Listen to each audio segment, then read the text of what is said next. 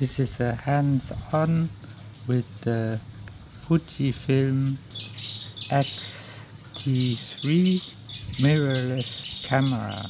I think this is a full frame and it's also weather resistant.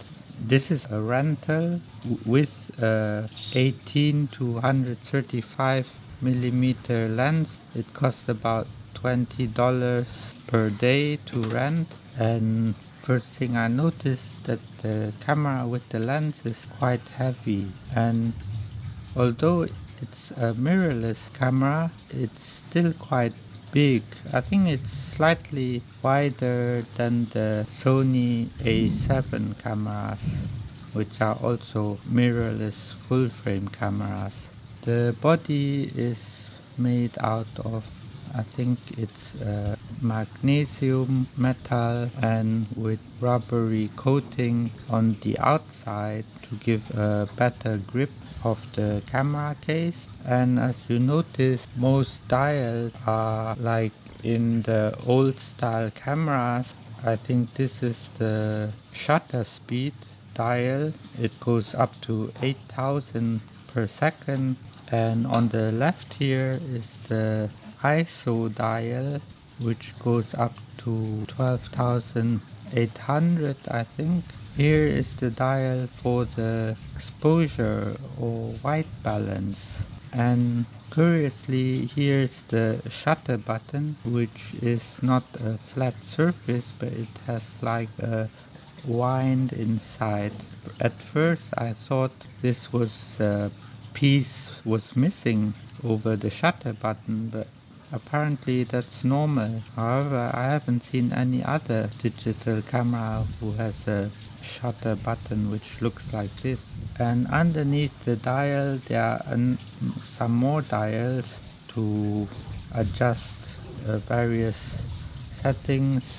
I believe these are the different kinds of focusing methods, and over here there are also more dials.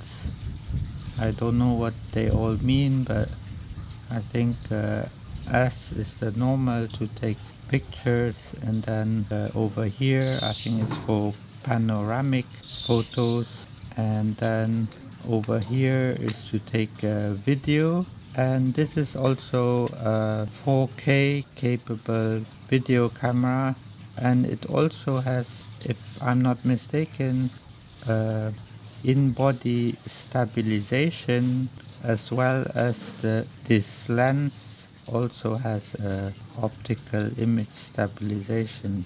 So I've heard that the XT2 is a good video camera, so I assume that the XT3 will continue the good quality video recording.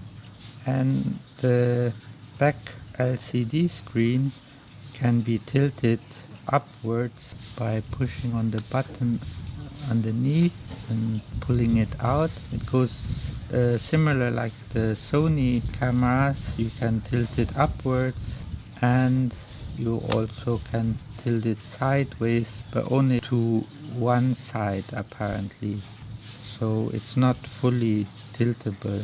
And here you have different buttons, go up and down and right and left, and here is like a small joystick which has a similar function. So they don't have any wheel, which would make it easier to navigate through the menus, as this is not a touchscreen camera, so you only can go through the menus using the buttons as well as the dials on top, and rotating wheels over here and over here.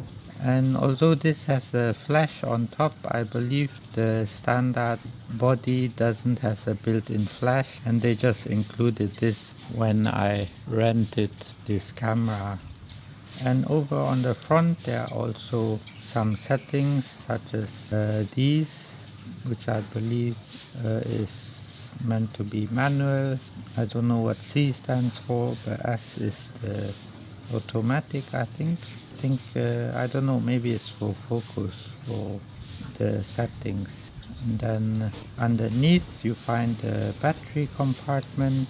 It's surprisingly quite a small battery for such a mirrorless camera, I think a full frame camera. So the batteries, I believe, doesn't last very long. So in case you are taking a lot of pictures and videos, you probably will need several batteries to a full day's worth of photographing or video taking. And down here I believe is some kind of connection to probably proprietary Fujifilm accessories. Perhaps is extension for a battery to make the camera last longer.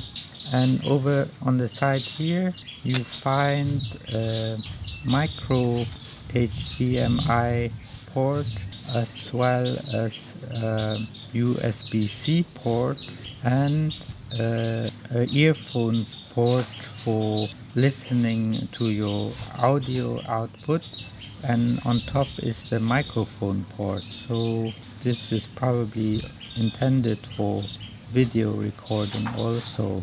And as you can see, the ports are weather sealed, so probably if you are using it while it's raining outside, it will probably be fine. However, I wouldn't dunk the camera into a pool. And over on the other side you can find a door to the dual memory card slot, which is also weather sealed, I believe. So you can insert two SD memory cards at the same time. You can use it probably one as backup, or you can use it as extension. When one is full, it will automatically go to the next one. And on top of that is another port, perhaps for another accessory, or it's called for the remote, so you can remote shutter the camera. And that was it from the exterior, and this camera is already on. So to switch it on, you just turn this dial on the right to on, and then you can set to auto over here, the shutter speed and also the ISO, and the white balance you can set also. And that was in camera mode, but you also can, that was video mode, which is 4K at 29.97 frames per second, but you also can just use in camera mode. And the electronic viewfinder is quite a good quality display inside, and I believe it shows you the actual image, how it will be taken with the settings you have chosen. So I don't know if you can see through the viewfinder, but it looks pretty clear, especially like when you are in bright sunlight. It's maybe better to use the electronic viewfinder instead of the LCD, but the LCD might be slightly more comfortable to use in different situations. And I also like that you have a back button over here, so when you go into the menu and you go inside the settings, you always can press this button to go back. And Q stands for settings, I believe, so you can change the settings by pressing on Q. And to play back the taken pictures, you press on this button over here and move through the files by clicking left or right. And to delete a picture, you just click on the rubbish button on top and click OK, and another time OK. And to go back to the camera mode, you slightly depress the shutter button. You can use the LCD as viewfinder like yesterday, but I don't remember where the setting is. But anyway, that was my hands-on with the Fujifilm XT-3, and you'll see some sample pictures.